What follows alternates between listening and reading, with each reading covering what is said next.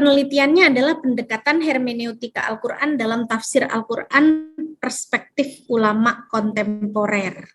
Ini sebenarnya umum sekali, ya, umum sekali, walaupun ada pendekatan hermeneutikanya. Berarti kan kalau dari judul, kalau dari topik penelitiannya di sini kelihatan kalau Aisyah mau mengumpulkan data berupa tafsir-tafsir Al-Quran yang dilakukan oleh ulama kontemporer dengan pendekatan hermeneutik. Gitu ya, kelihatan dari topiknya. Tapi kita lihat apakah alasan pemilihan topik, subtopik, dan lain sebagainya nanti linear dengan topik yang dipilih oleh Aisyah. Oke, kasus ini dilatar belakangi oleh meningkatnya eskalasi perdebatan antara pemikir Muslim Indonesia yang pro dan kontra terhadap penerapan hermeneutika dalam studi Al-Quran. Oke, ini bagus. Dikarenakan di Indonesia sendiri masih terjadi perdebatan sarjana Muslim dalam menafsirkan ayat Al-Quran menggunakan metode hermeneutika. Bertujuan agar mahasiswa dapat menjelaskan dan menerapkan ilmu hermeneutika bahwa suatu pengertian. Oke. Jadi pilihan topiknya menarik karena dilatar belakangi oleh meningkatnya eskalasi perdebatan antara pemikir Muslim Islam yang pro dan kontra tentang penerapan hermeneutika. Jadi kalau bicara pendekatan-pendekatan dan teori-teori yang datangnya dari Barat, itu kadang-kadang pemikir-pemikir Muslim ada yang anti gitu ya, ada yang anti terhadap produk-produk Barat, termasuk produk keilmuannya. Tapi ada juga yang menggunakan itu dan memanfaatkan, memodifikasi untuk kepentingan pengembangan ilmu pengetahuan. Nah, ini alasan pemilihan topiknya sudah tepat. Berikutnya subtopiknya. Bentar, saya. Kenapa ini tadi? Oh, berarti nunggu, Nak. Ini udah menang. Kakak nunggu dulu. Oke, subtopiknya. Nah, ini teman-teman sekalian, jangan lupa subtopik ini mencerminkan apa? Mencerminkan rumusan masalah di dalam penelitian. Sehingga fokus-fokus pembahasan, fokus-fokus analisis itu juga akan tercermin melalui subtopik ini. Coba dilihat, yang pertama ada definisi hermeneutika. Saya yakin teman-teman yang lain banyak yang juga menuliskan subtopik model seperti ini. Definisi hermeneutika. Kalau hanya definisi hermeneutika selesai, kalian tinggal kutip informasi definisinya apa menurut teori A, menurut teori B atau referensi B dibandingkan disimpulkan, selesai. Maka tidak ada proses. Saya kecilin Bang. Nah, gitu ya. Jadi tidak ada proses analisis yang spesifik karena hanya menyebutkan definisi, menyalin informasi tentang itu saja ya. Maka subtopik yang isinya hanya definisi hindari, buang, tinggalkan. Ya, ganti dengan subtopik yang relevan dengan topik penelitiannya. Berangkat dari apa? Berangkat dari variabel penelitiannya. Kalau Aisyah ini variabel penelitiannya apa coba? Bu Rizka ingin tahu. Ada berapa tuh? Ada berapa? Pendekatan hermeneutik ya. Apanya pendekatan hermeneutik yang mau dibahas gitu kan? Kemudian tafsir Al-Qur'an perspektif ulama kontemporer. Nah, kakak, mama minta tolong dong, mama nggak bisa ngejar kalau kayak gitu. Nggak fokus mama, kan di bawah aja, di bawah sini. Kalau di dekat mama nggak fokus, mama dengar musiknya kakak, mama ngajar. Kita bisa nggak tuh kakak? Ya, saya jadi agak kurang bisa fokus karena anak saya ikut ke kampus ya, nggak mau nggak mau duduk jauh-jauh juga. Baik,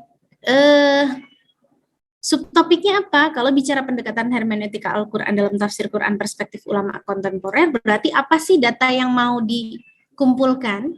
Apa sih data yang mau diolah oleh si Aisyah? Kita akan coba lihat ke metodenya dulu ya. Sebelum ke subtopiknya. Datanya, nah ini datanya umum. Dan saya yakin teman-teman yang lain banyak juga yang datanya umum ya. Data dan sumber data. Data yang dikumpulkan berupa data-data dari jurnal nasional, karya ilmiah, serta referensi online Google Cendekia dan Google Books. Apa datanya? Yang dikumpulkan dari referensi online itu apa? Apakah judul-judul penelitian? Kan bukan. Apakah bagian latar belakang dari penelitian-penelitian tertentu? Kan bukan, karena tidak ada penjelasan secara spesifik. Oke, sebelum masuk ke itu saya katakan dulu data ini maknanya majmu ya, jamak. Jadi kalau kalian menyebut data itu berarti sudah jamak. Data statistik mengenai jumlah mahasiswa di PTKIN se-Indonesia. Berarti data statistiknya itu hasil kumpulan informasi statistik tentang jumlah mahasiswa se-Indonesia. Jamak ya. Jadi kalau kalian menyebutkan data-data itu menjadi keliru. Sama seperti ketika kalian menyebut banyak anak-anak. Nah, banyak itu kan jamak. Anak-anak jamak. Salah satu ya. Ini Bu Rizka suka agak ke-distract nih kalau ada bahasa yang kurang tepat gitu. Kita lanjut lagi ke atas ya, ke subtopik. Subtopiknya seharusnya apa? Subtopiknya berkaitan dengan topik penelitian yang utama. Nah, misalnya apa? Ragam tafsir Al-Quran perspektif ulama kontemporer. Ragam tafsir Al-Quran secara umum, ragamnya biasanya ulama kontemporer nih penafsirannya atas dasar apa nih? Pendekatan yang banyak digunakan atas dasar apa nih? Ya kan? Baru kemudian hermeneutika sebagai pendekatan dalam tafsir Al-Quran perspektif ulama kontemporer. Jadi setelah ragam tafsir Al-Quran perspektif ulama kontemporer disebutkan sebagai subjudul pertama atau subtopik pertama, berikutnya baru pendekatan hermeneutika atau pemetaan pandangan atau perspektif ulama kontemporer ya dengan tafsir hermeneutis misalnya seperti itu. Sehingga nanti berarti data untuk subtopik yang kedua itu adalah nama-nama ulama kontemporer siapa saja sih yang biasanya menggunakan pendekatan hermeneutika di dalam tafsir Quran. Oh, ternyata setelah saya telusuri Bu, dari berbagai jurnal, dari berbagai referensi, ada 25 ulama kontemporer ternama nih yang menggunakan pendekatan hermeneutika dalam proses tafsir Al-Quran. Siapa saja itu berarti datanya tidak hanya namanya saja ya, namanya, kemudian misalnya buah pemikirannya, kemudian apanya lagi itu di dalam matriks nanti datanya dikumpulkan. Begitu. Kemudian yang terakhir misalnya bentuk hermeneutika Al-Quran boleh, silakan. Bagaimana pendekatan hermeneutik digunakan untuk membedah dan menafsirkan ayat-ayat Al-Quran. Nah, kalau seperti itu relevan subtopiknya ya. Jadi hindari menggunakan definisi sebagai subtopik. Karena apa? Karena nanti definisi hermeneutika itu cukup diselipkan saja di dalam subjudul atau subtopik yang pertama. Nah, yang lain juga begitu. Nah, ini akan berimbas pada data dan sumber data.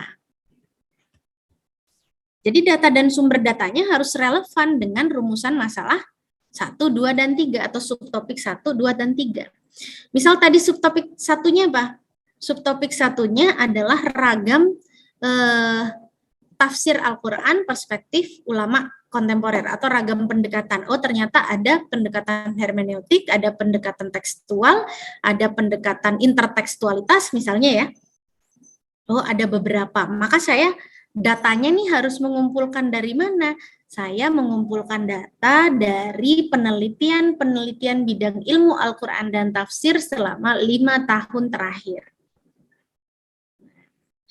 Dari 5 tahun terakhir penelitian itu yang ditemukan misalnya dari 10 jurnal ilmiah bidang ilmu Al-Quran dan tafsir, ternyata bisa dipetakan ada 20 ulama misalnya ya, yang menggunakan pendekatan hermeneutik, ada 10 ulama menggunakan pendekatan historisism, misalnya ada sekian ulama menggunakan pendekatan fenomenologi, dan seterusnya. Jadi seperti itu. Datanya apa? Ya datanya adalah itu tadi informasi tekstual mengenai ragam tafsir Al-Quran di dalam artikel-artikel jurnal ilmiah 5 tahun terakhir. Itu datanya untuk rumusan masalah pertama. Jadi spesifik. Sumber datanya apa? Sumber datanya jurnal ilmiah bidang Al-Quran dan tafsir. Ya, apakah nanti mau dibatasi jurnal ilmiah yang terakreditasi atau yang tidak? Silakan, terserah teman-teman. Itu bergantung pada topik masing-masing. Begitu ya? Oke, sampai di sini Aisyah bisa memahami apa yang saya sampaikan? Ya, Bu. Oke, teman-teman yang lain juga ya. Jadi di bagian MedPen, haram hukumnya penulisan data dan sumber data ini secara umum begini. Harus sudah spesifik, mengacu pada topik penelitian kalian. Bu, misalnya kalau data saya hasil wawancara, sumber datanya adalah ulama atau ustadz-ustadz populer di media sosial misalnya ya, sumber datanya. Berarti datanya apa, Bu? Transkrip hasil wawancara mengenai topik A, itu datanya. Jadi sudah spesifik. Sehingga ketika kita baca naskah satu orang dengan yang lain di wilayah metode penelitian, itu sudah bisa terlihat bahwa data yang Isfi kumpulkan A, data yang Aisyah kumpulkan B, data yang Alamah kumpulkan C. Satu sama lain beda. Tapi kalau kalian menuliskan data hanya seperti ini, seperti yang dilakukan oleh Aisyah, maka tidak akan terlihat kekhasan penelitiannya Isfi, kekhasan penelitiannya Afan, kekhasan penelitiannya Lina. Karena semuanya hanya menyebutkan data dari jurnal, data dari Al-Quran. Al-Quran yang mana? Ayat yang mana? Yang bicara tentang apa? Itu perlu disebutkan secara spesifik. Begitu ya? Baik. Hati-hati ketika teman-teman menggunakan jenis penelitian normatif atau empiris karena itu khas penelitian bidang hukum. Tetapi karena memang teman-teman masih berada di Fakultas Syariah, ini diperbolehkan sih sebenarnya. Walaupun secara ini ya, secara keilmuan sebenarnya tidak terlalu tepat begitu. Tapi nggak apa-apa, boleh. Saya akan lanjut ke bagian latar belakangnya ya. Mana ini?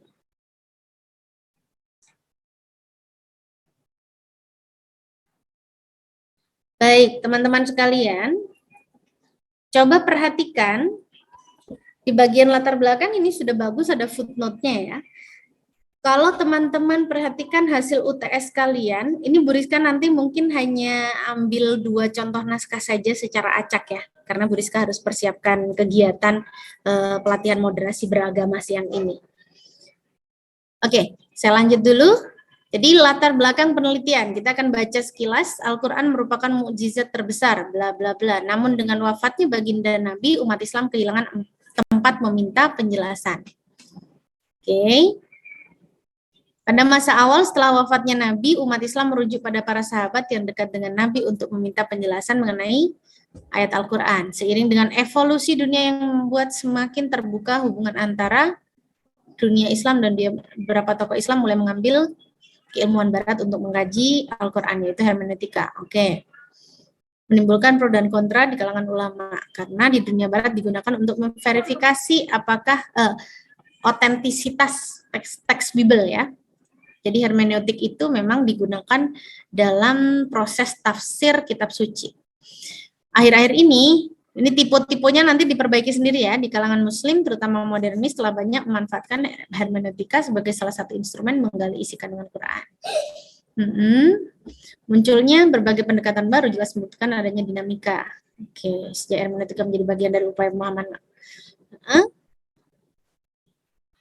ketika teks tidak dianggap lagi sebagai sesuatu yang sakral dan semua ayat bisa dipahami berangkat dari latar belakang. Sebentar, ini kok dalam makalah ini, nanti sebutannya jangan makalah ya, artikel. Oke. Ini nalarnya sudah bagus, tapi ada yang kurang untuk dimasukkan. Dan ada yang membuat saya memunculkan pertanyaan nih. Hal yang kemudian menjadi sangat menarik dalam pendekatan hermeneutik ini adalah ketika teks tidak lagi dianggap sesuatu yang sakral dan semua ayat bisa dipahami. Bukankah tujuan dari turunnya Al-Quran itu agar semua ayat bisa dipahami? Ya kan? Jadi kenapa jadi masalah kalau semua ayat bisa dipahami karena menggunakan pendekatan hermeneutis gitu kan? Nah, mungkin nanti digali lagi ya, ini siapa nih tadi? Mungkin digali lagi, apa sih yang membuat orang-orang itu banyak yang kontra terhadap pendekatan hermeneutis? Apakah karena stereotip orang-orang kafir atau orang-orang barat, ilmu dari barat gitu ya, yang membuat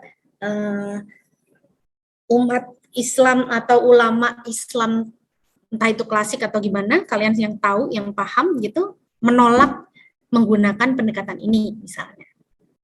Ya, itu dicari lagi alasan spesifiknya. Barangkali bisa ditemukan. Coba Bu Rizka mau saya coba cari sebentar.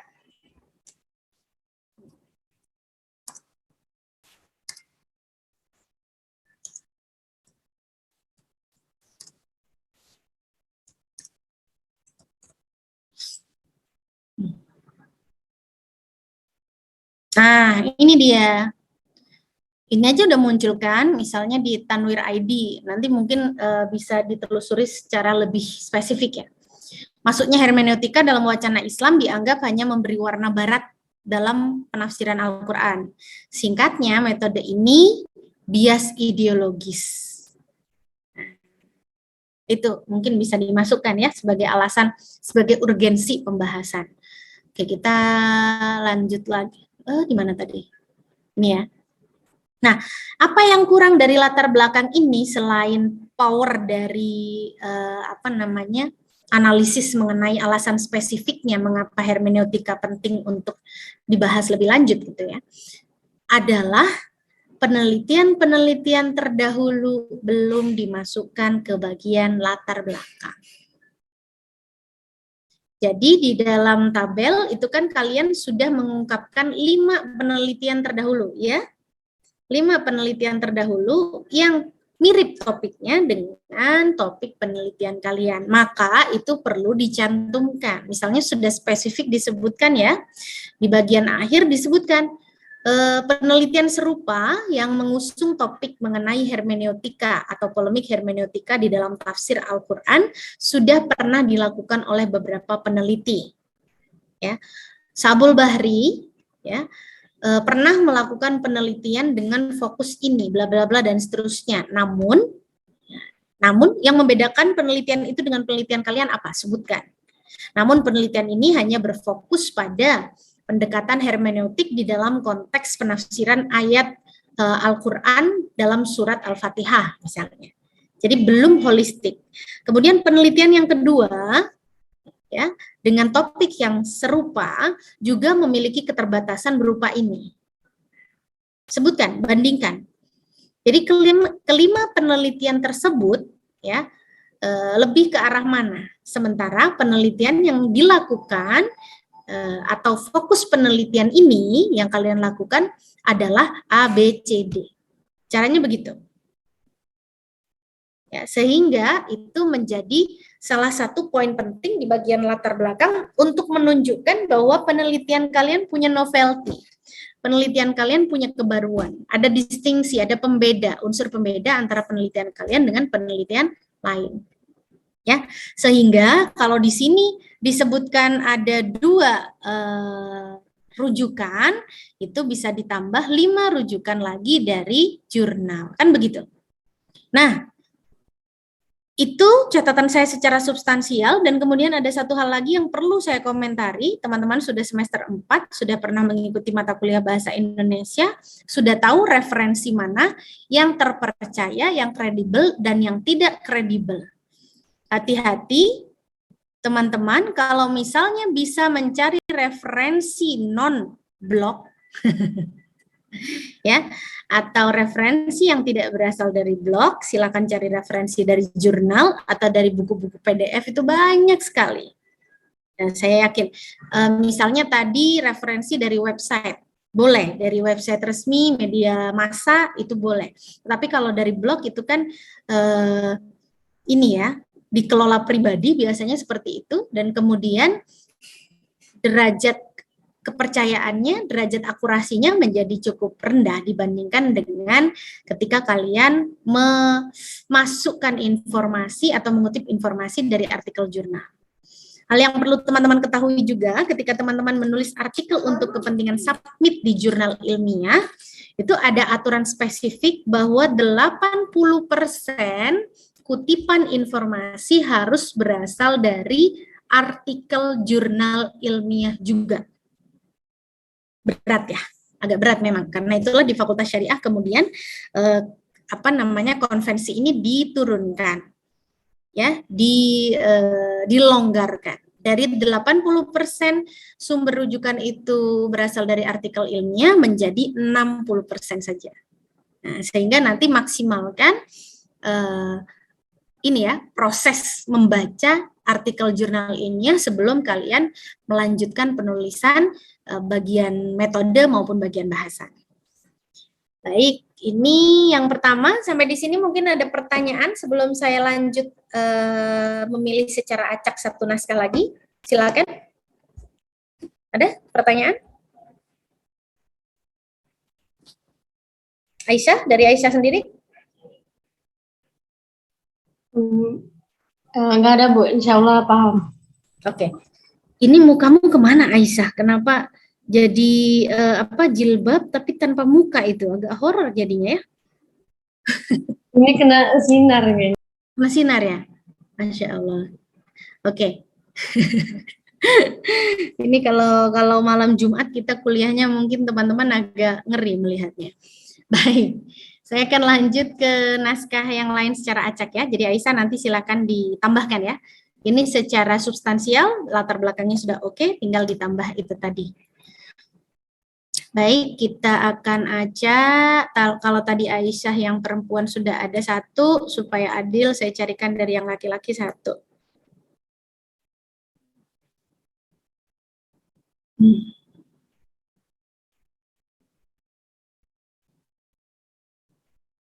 Nah, ini yang laki-laki. Nah, ini Muhammad Zaki ya. Zaki, ini hasil UTS-nya tidak dicantumkan ya, Zaki?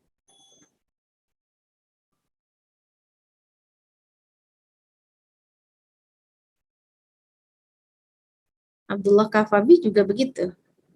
Sama. Fayad Jidan juga begitu, sama ya. Nah, ini saya mau ambil dari Muhammad Adin saja yang ada informasi spesifik hasil ininya ya, hasil UTS-nya dulu. Oke, Adin hadir atau tidak hari ini? Hadir ya. Baik, ikhlas ya naskahnya saya edel-edel. Oke, deskripsinya topiknya tentang pernikahan beda agama dalam perspektif tafsir Al-Quran. Menarik ya kalau bicara soal pernikahan beda agama. Pernikahan beda agama menjadi polemik sejak dulu, namun akhir-akhir ini kembali muncul, khususnya setelah adanya kabar atas terselenggaranya pernikahan beda agama dari seorang muslimah yang menjabat staf sus Presiden Jokowi dengan Gerard Bastian yang beragama Katolik. Oke. Kasus pernikahan beda agama ini seringkali memunculkan pihak-pihak yang pro berdasarkan pemahaman tafsir ayat Al-Quran yang salah dan terkesan jauh dari maqasid, maka topik ini sangat penting untuk dibahas. Oke, boleh. Urgensinya sudah terlihat ya, di situ urgensi atau alasan pemilihan topiknya. Subtopiknya, fakta dan kronologi pernikahan beda agama staf sus Presiden Jokowi. Ini nih. Akhirnya kalian kan mau bahas soal pernikahan beda agama. Fakta pernikahan beda agama staf sus Presiden Jokowi itu kan hanya pemicu munculnya kembali polemik ke permukaan, gitu kan? Kalian tidak sedang berada di lambe turah yang mau bahas soal gosip pernikahan dan seterusnya, kan enggak? Nah, maka subtopiknya itu berkaitan dengan topik utamanya, bukan berkaitan dengan satu kasus secara spesifik. Kecuali memang penelitiannya kalian mau melakukan penelitian terhadap pernikahan beda agama staf sus Presiden Jokowi, berarti harus melakukan wawancara ke staf khususnya. Adin mau wawancara ke sana? Kan enggak gitu ya? Enggak, artinya ini penelitian ini dirancang untuk memberikan informasi bagaimana sih Makosid memandang pernikahan beda agama gitu ya, dan bagaimana sih tafsir-tafsir terhadap ayat-ayat yang membahas pernikahan beda agama, sehingga memunculkan pandangan-pandangan yang memperbolehkan pernikahan beda agama gitu. Walaupun dalam Islam kan ada ya yang ayat atau hadis yang disebutkan bahwa seorang laki-laki muslim boleh menikahi perempuan ahli kitab, iya enggak? Ada yang begitu. Seingat Bu Rizka ada? Gitu ada. Ada ayat atau hadis itu? Ayat. Ayat kan ya. Nah, oke, misalnya berarti kan yang mau ditelaah adalah seperti ragam penafsiran terhadap ayat-ayat yang membahas pernikahan beda agama. Gitu kan, Adin? Ya, maka subtopiknya, nah, yang pertama itu mungkin pernikahan beda agama perspektif Al-Quran. Yang kedua ya, itu pernikahan beda agama perspektif Al-Quran secara umum kan. Yang kedua adalah ragam penafsiran ayat-ayat yang membahas tentang pernikahan beda agama. Jadi kalau yang pertama datanya adalah apa saja sih ayatnya nih yang bahas soal pernikahan beda agama di dalam Al-Quran? Apa saja sih aturan spesifiknya? Ya, berarti datanya apa? Datanya adalah kutipan ayat mengenai pernikahan beda agama. Ya, itu untuk perumusan masalah yang pertama. Yang kedua, ragam tafsir mengenai ayat yang membahas pernikahan beda agama. Ada berapa sih tafsir ulama Indonesia, misalnya yang di Indonesia ya, yang beredar di Indonesia? Apakah tafsir ulama klasik, ulama kontemporer terhadap ayat-ayat itu? Ada perbedaannya enggak? Jadi nanti datanya di tabel, perbedaannya apa, persamaannya apa. Ada berapa jumlah ulama yang menafsirkan itu? Gimana Adin? Suaramu menggema. Adin? Ini Adin atau Afan yang ngomong? Oh, Afan ya? Saya pikir Adin dan Afan di satu ruangan. Oke. Afan? Apanya sih ngolulas, Afan?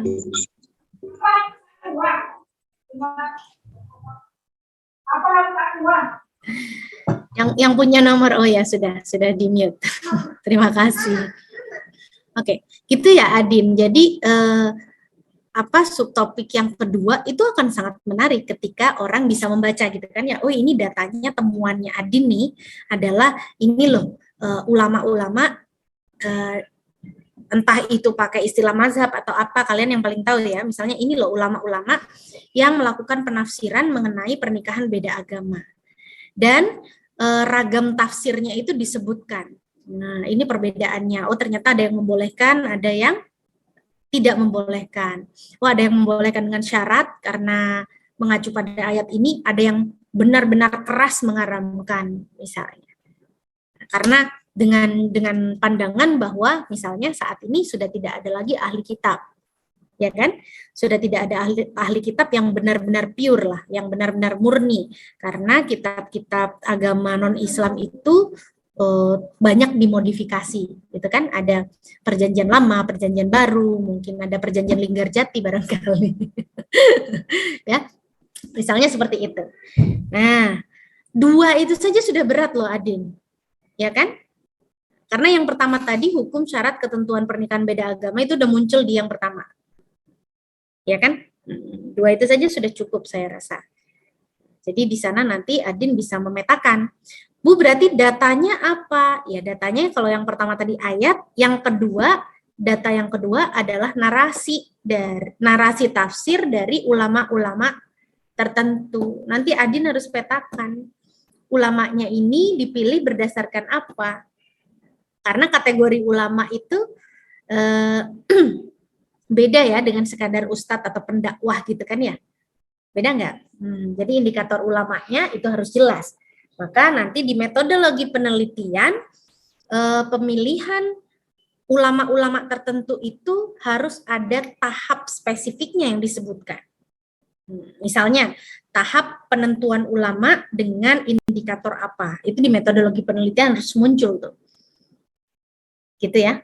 Saya yakin kalau teman-teman IAT kan sudah paham mana yang bisa disebut ulama, mana yang bisa disebut asatid gitu kan, atau mana yang bisa disebut sebagai kiai misalnya atau yang lain. Itu kan kalian yang paling tahu kategorisasinya. Kalau Bu Rizka tidak paham.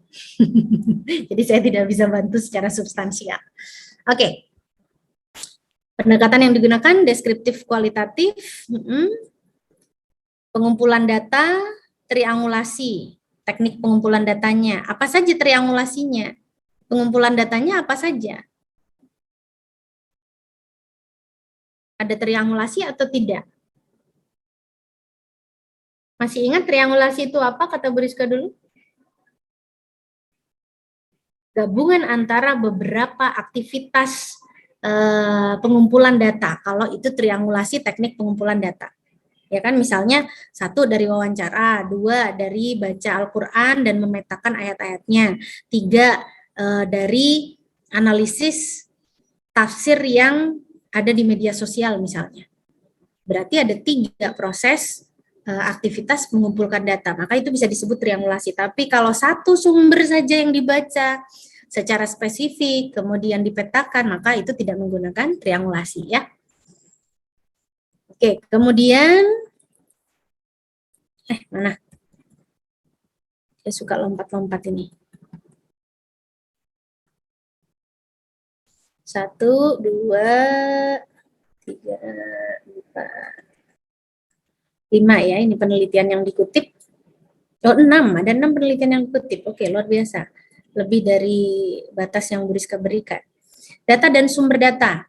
Nah, ini kan fakta mengenai pernikahan beda agama dari salah satu stafsus Presiden Jokowi tahun 2002. Ini nanti jadi penelitian biografi namanya. Jadi penelitian biografi itu ada. Misalnya kalian hanya meneliti tokoh tertentu. Adin misalnya, suatu saat Adin menjadi seorang ulama kontemporer yang luar biasa gitu kan. Terus ada orang yang mau meneliti kesehariannya Adin, bagaimana Adin melakukan proses kontemplasi untuk menghasilkan pengetahuan baru, teori dan seterusnya.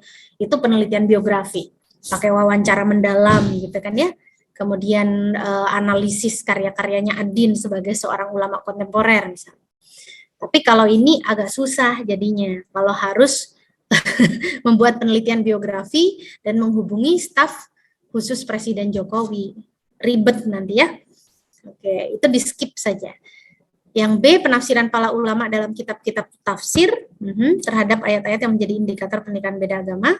Oke, ayat-ayat Al-Quran, hadis Nabi, dan pendapat para ulama terhadap hukum syarat dan seterusnya.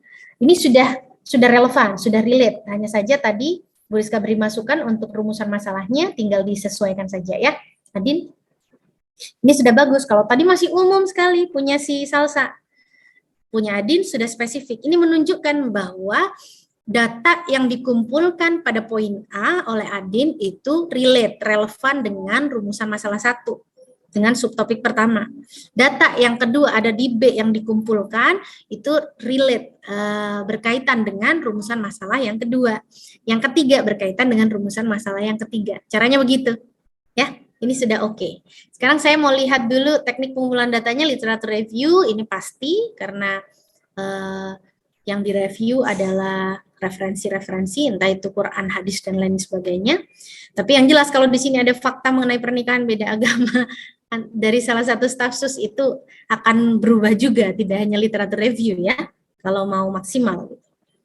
Supaya tidak hanya jadi gibah karena kutip sana-sini, biasanya kalau di media yang ada unsur-unsur gosipnya itu kadang-kadang ditambah-tambahin, dibumbu-bumbuin gitu.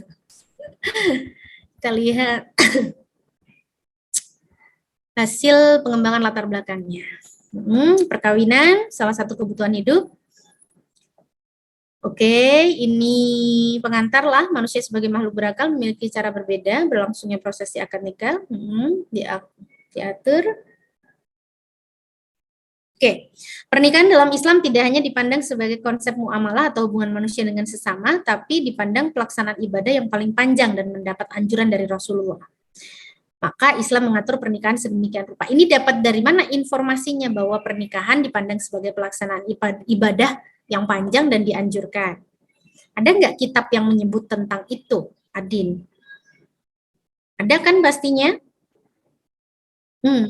Dikutip dong ya, dikutip, dimasukkan footnote-nya, ya, supaya tidak seolah-olah ini adalah pandangan pribadi Adin nanti. Kemudian umat Islam juga dianjurkan memilih pasangan yang ideal. Namun hal ini menjadi ikhtilaf di kalangan ulama karena terdapat ayat yang membolehkan seorang laki-laki muslim untuk menikahi perempuan dari golongan ahlul kitab. Ayatnya ayat berapa? Dimasukkan di dalam footnote-nya. Ya. Jadi ahlul kitab beri kode 1, 2, 3 footnote-nya ya. Di bawah sebutkan Quran surat berapa. Sehingga ketika pembaca mau cross-check beneran nggak sih ini Adin menyebutkan bahwa ada ayat yang membolehkan lelaki muslim menikahi perempuan ahli kitab, bisa dicek Quran surat berapa gitu. Kalau ternyata salah nanti Adin kan bisa diserang rame-rame. Intinya begitu. Nah, tapi tidak boleh ya kalau perempuan menikahi laki-laki ahli kitab. Tidak boleh. Okay. Kenapa kira-kira? Ini di luar dari ini. Bu Rizka mau tanya nih ke teman-teman, kira-kira kenapa ya kok tidak boleh? Ada yang tahu? Mungkin ada yang sudah baca tafsir-tafsirnya, mengapa tidak diperbolehkan perempuan menikahi laki-laki yang ahli kitab, tapi sebaliknya diperbolehkan? Ini anak IAT harusnya tahu nih. Tahu nggak? Belum? Nah,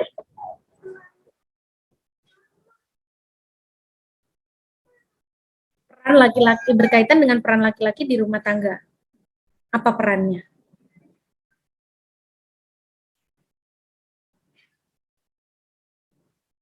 Sebagai kepala rumah tangga. Oh, artinya kalau misalnya perempuan yang muslim menikahi kakak, no. Kakak mama sudah bilang jangan naik-naik. Kakak kalau jatuh mama yang menangis. Oke. Oke. Baik, nanti mungkin itu juga bisa disisipkan ya argumen-argumen berkaitan dengan itu karena itu menarik juga sebenarnya. Bagaimana ulama tafsir, bagaimana para mufassir menerjemahkan kenapa nih ayatnya bisa begini misalnya. Ada nggak asbabun nuzulnya? Ada tidak hal-hal yang sifatnya interteks dari teks ayat Al-Quran itu berkaitan dengan teks yang lain. Nah, teks yang lain itu bisa asbabun nuzul, bisa hadis, mungkin bisa yang lain ya. Oke. Ada yang menganggap bahwa ahlul kitab sudah tidak ada di zaman ini sehingga pernikahan beda agama sudah tidak boleh lagi. Permasalahan ini penting karena menyangkut masalah ibadah dan akidah umat beragama. Apalagi terdapat pihak yang mengaitkan pernikahan beda agama dengan konsep toleransi. Oke. Metodenya di ini ya, tidak dimasukkan ke dalam bagian latar belakang ya Adin. Nanti di skip karena metode ini akan masuk di bagian MedPen. Jadi kalau bicara soal artikel ilmiah itu yang umum ada bagian pendahuluan ya, isinya latar belakang ini, kemudian bagian metode penelitian. Jadi bagian metode penelitian ini nanti diringkas informasinya spesifik tetapi menunjukkan kekhasan penelitian, kemudian berikutnya ada hasil dan pembahasan, terakhir simpulan. Prinsipnya mirip dengan makalah, tetapi bagian MedPen ini menjadi salah satu hal yang powerful ya di dalam sebuah artikel ilmiah untuk menunjukkan bedanya tahapan penelitian si Adin dengan Aisyah apa sih, bedanya metode yang diterapkan di dalam penelitian Afan dengan ISFI apa sih. Nah, itu nanti yang jadi power ya. Oke. Yang belum muncul di sini apa, Adin? Di bagian latar belakang. Betul, penelitian terdahulu. Sehingga novelty dari penelitian ini menjadi tidak terlihat. Misalnya apa? Nah, tadi kan sudah disebutkan oleh Adin bahwa informasi ini atau pembahasan ini sudah lama, sudah banyak yang bahas, mencuat kembali karena ada kasus stafsus nikah dengan yang beda agama. Terus pembahasannya Adin di sini akan beda apanya dengan pembahasan-pembahasan terdahulu. Nah, misalnya novelty yang Adin tawarkan adalah dalam penelitian ini kami penulis menawarkan apa? Menawarkan pemetaan ragam tafsir berkenaan dengan pernikahan beda agama. Dan kemudian mufasir-mufasir yang dibaca karyanya, yang dibaca naskahnya itu yang mutakhir 5 tahun terakhir misalnya. Tidak pakai mufasir-mufasir klasik, tapi di sini yang dibahas mufasir-mufasir kontemporer. Misalnya seperti itu. Ya. Baik. Ada pertanyaan, respons, atau hal lain? Aman?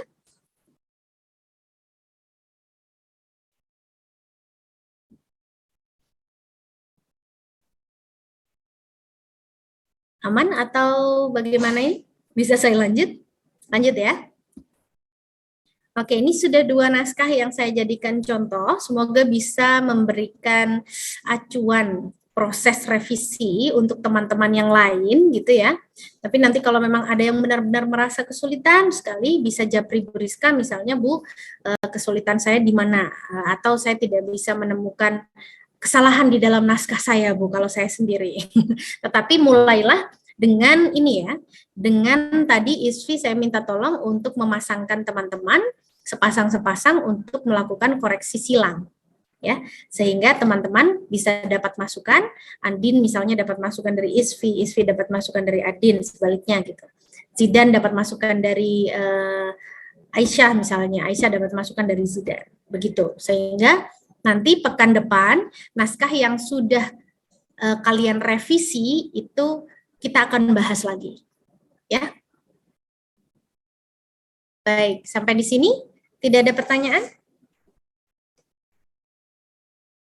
Kalau cukup, Bu Rizka mohon izin untuk undur diri untuk mempersiapkan kegiatan. Cukup? Oke, cukup. Kerja berikutnya berarti silakan teman-teman bisa stay di Zoom meeting, kemudian membagi pasangan-pasangannya tadi untuk saling mengoreksi. Kalau misalnya mau melanjutkan membaca naskah misalnya menggunakan Zoom meeting ini, untuk saling memberikan masukan juga boleh sampai jam pembelajaran selesai. Begitu ya, itu saja dari saya untuk hari ini. Semoga perkuliahan kita hari ini bermanfaat dan kalian bisa melanjutkan proses penulisan artikel ilmiah ini dan proses pengumpulan data gitu ya. Dan pesan Bu Rizka, teman-teman sekalian, kalau ada teman-teman yang memilih untuk melakukan proses pengumpulan data dengan wawancara, dengan observasi, dengan kuesioner gitu ya, pastikan kalian sudah mempertimbangkan aspek waktu. Apakah kalau saya mengumpulkan data dengan wawancara, kuesioner, dan lain sebagainya, 1 semester ini akan cukup untuk melakukan proses penulisan karya ilmiahnya atau artikel ilmiahnya. Ya, kalau literatur review, baca review saja, kemudian kajian pustaka itu relatif lebih fleksibel ya dalam hal waktu untuk penyelesaiannya dibandingkan dengan teman-teman. Misalnya di kelas yang lain ada nih mahasiswa IAT, Bu saya bahas pernikahan beda agama. Samplingnya saya terhadap 5 pasangan beda agama. Saya tanya, 5 pasangan beda agama ini sudah ada belum objeknya? Di daerahmu ada orang yang menikah beda agama? Ada Bu, berapa orang? Di keluarga saya sendiri Bu. Oke, berapa orang, berapa pasang? 1. Terus yang 4 mau cari di mana? Itu saya masih bingung Bu. Ya jangan begitu. Artinya kalian harus ketika menentukan sampel, ketika menentukan populasi itu sudah harus memikirkan secara spesifik. Misalnya populasinya adalah mahasiswa UIN nih. Mahasiswa UIN, saya mau sampling, samplingnya nggak random. Berarti saya mau purposive sampling. Purposive sampling berarti sampling yang bertujuan. Tujuannya apa? Tujuannya walaupun ini prosesnya sampling, milih beberapa orang saja, tapi harus menunjukkan keterwakilan fakultas. Makanya sampelnya saya ambilkan per fakultas.